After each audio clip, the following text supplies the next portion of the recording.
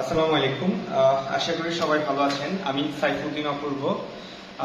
আজকে সমন্বয়কদের নেতাদের বিরুদ্ধে যে 12 কোটি টাকা ত্রাণের টাকার হিসাব না দেওয়ার অভিযোগ উঠেছে, তো আমি এই বিষয়টা এই নিউজটা দেখার পর দেখলাম যে বৃদ্ধ মহিলা তাদের কানের দুল খুলে দেওয়ার টাকা, ভিক্ষুকরা তাদের ভিক্ষার টাকা পর্যন্ত দিয়েছে, স্কুলের ছেলেমেয়েরা তাদের টিফিনের টাকা দিয়েছে, চাকরিজীবী যারা খুব হিসেবি মানুষ, যাদের খুব বেশি টাকা পয়সা নেই, তারা পর্যন্ত এই বন্যার্থ অসহায় মানুষদের সহযোগিতার জন্য তারা তাদের অর্থ দিয়ে দিছে।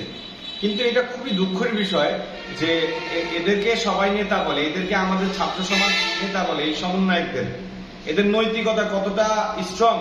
মাত্র 12 কোটি টাকার লোভ তারা সামলাইতে পারলো না, রাষ্ট্রের হাজার হাজার কোটি টাকা তাদের কাছে কিভাবে নিরাপদ থাকে? জাতির কাছে আমার প্রশ্ন, এই রাষ্ট্রের এত এত সম্পদ, এত তথ্য, এত কিছু কিভাবে তাদের কাছে নিরাপদ থাকে?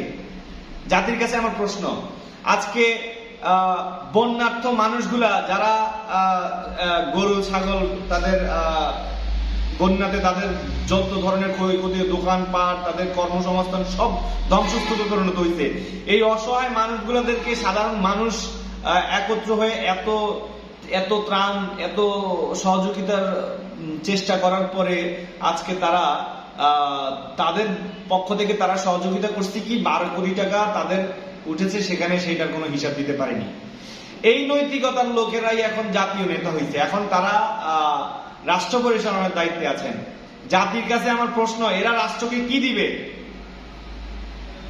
এই জন্য আজকে বাংলাদেশের বিভিন্ন জায়গায় আগুন, সন্ত্রাস, লুটপাট, মামলা বাণিজ্য, চাঁদাবাজি, কোনটা হচ্ছে না?